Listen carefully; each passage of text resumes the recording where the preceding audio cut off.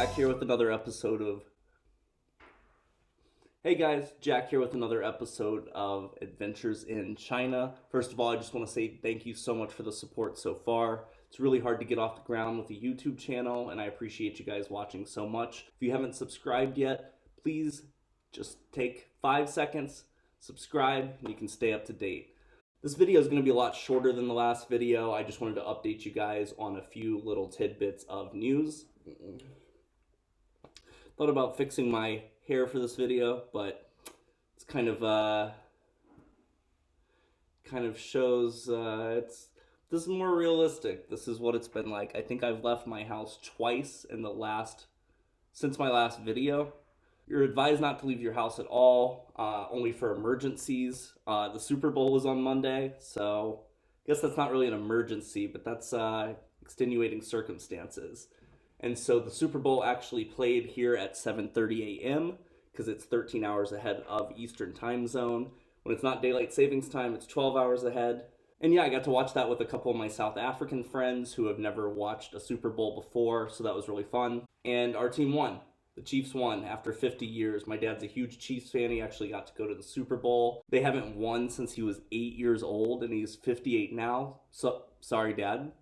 You look a cool 55 and a half or so. And then on Friday, I went to watch rugby with a couple of friends because they wanted to show me rugby since I had never watched rugby. NFL, it's a lot different than football than I thought. They get in, what is it called? They get in scrums. They just scrum it up. But yeah, other than that, I haven't left my house whatsoever, which is what I'm supposed to do. It's been rough, but yeah, getting food has been kind of difficult. I've kind of had to figure that out. There is a supermarket kind of nearby, but when you want to stay in your house, avoid going out as much as possible. I was telling you guys earlier that there's an amazing delivery service called Taobao here, but I've actually had a lot of trouble getting cat and dog food. I haven't had trouble getting food for myself. I've mostly been just eating chicken with barbecue from America and rice. It's weird, so they updated the times for us as far as going back to work. We're going to go back to work on the 12th, but we're not allowed to start teaching until the 19th. So as of Wednesday the 12th, when I go back, it will have been exactly 3 weeks since the last time I went into work. We were supposed to have an 8-9 day holiday, kept getting extended. But like I said before, it's nice to have a holiday, but the staying inside kind of gets to you. You have to keep yourself occupied.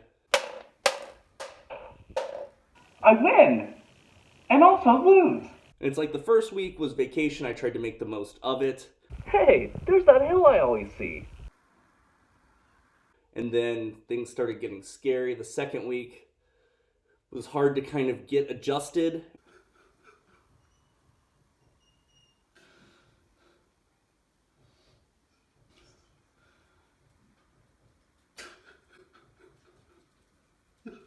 And then this third week, I actually have been really productive and really enjoyed it.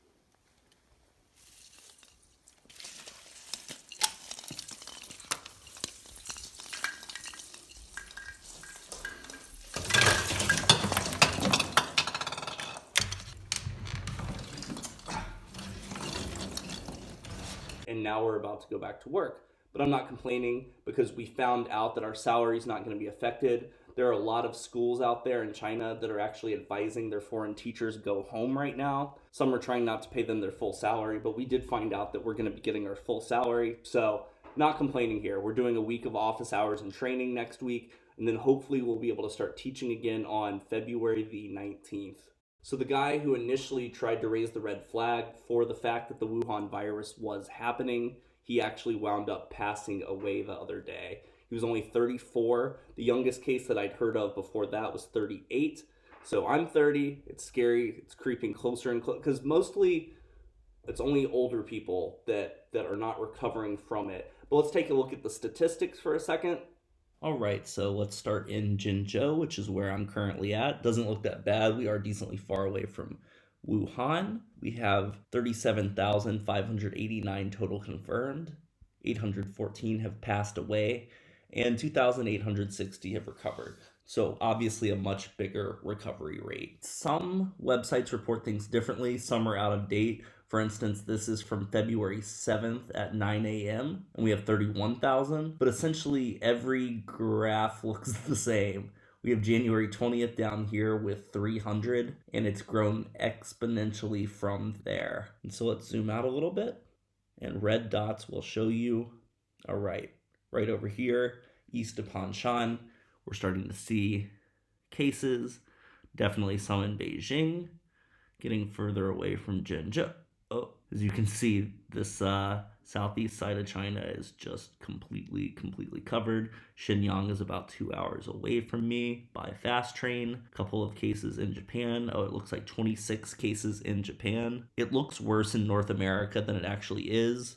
I believe, let me check. I have what seems to be a pretty accurate app that we've all been using here. Yeah, so we have 12 cases confirmed in the United States and 3 have recovered.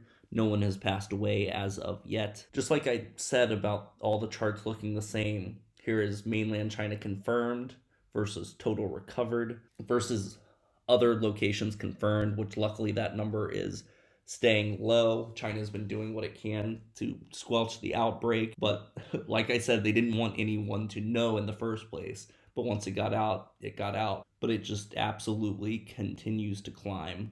So yeah, judging by those numbers, by those graphs, things aren't getting better. But at the same time, what is China supposed to do? Are we just supposed to stay in a state of stasis for the rest of forever? So as you can obviously see, things aren't getting better. They're actually getting exponentially worse. But at the same time, at some point, life has to go on. And I also really miss my kids. We've sent them a couple of videos trying to keep them posted, trying to keep them interested, sending them health and safety tips, telling them not to spit on the floor, because spitting on the floor is kind of common in China. And a lot of Chinese people, not all, but a lot of Chinese people tend to cough like this. Or and so we're trying to make sure to teach our kids when they're young to cough into their elbow. Go. What do you want? Fuck. Arbel's going kind of stir crazy. We're going crazy? Yeah, we're going crazy. But yeah, I just wanted to kind of talk about the takeaway from all of this. I was talking to some of my friends about this. It's just such a memorable time. Not a positive time. Obviously, a lot of families have been negatively affected by this. Our students have been negatively affected by this. But I'm never going to forget this chapter in my life where I was in China during the Wuhan coronavirus outbreak. Because everyone remembers all of the outbreaks, and it's so weird to be here at this time when I'm only going to be in China most likely for 18 months. For it to have happened at 8 months, I'm going on 9 months. It's just absolutely surreal. I also wanted to let you guys know the clips that you see at the beginning of my videos, that's more the style that I'm going to be doing. I might do an occasional vlog like this, but in general, I'm going to be taking my GoPro camera. I'm going to be going out on the street, out with my Chinese friends, and showing you guys what it actually is like to be a part of the culture here. We're going to be trying some interesting food, some really tasty food, but some really interesting food. So far, I've tried pigeon. I've tried donkey dumplings. I've tried jellyfish. I have tried chicken neck. And I had never had lamb before. I guess I can add lamb to that.